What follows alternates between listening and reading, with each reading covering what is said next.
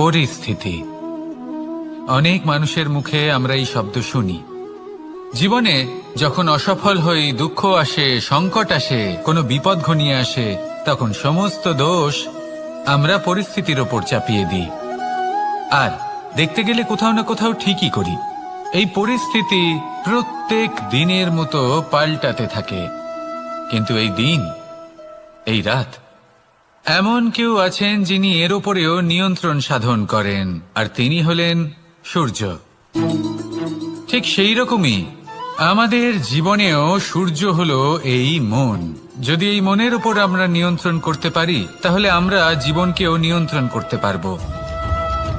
প্রথমে এই মনের রাজা হয়ে উঠতে হবে।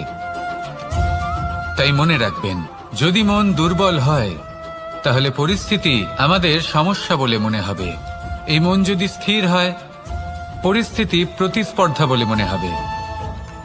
আর এই মন যদি শক্তিশালী হয়ে ওঠে, তাহলে যে কোনো পরিস্থিতি আপনার কাছে একটা সুযোগ মাত্র। এমন এক সুযোগ যাতে অগ্রসর হয়ে আপনি মহান হয়ে উঠতে পারেন।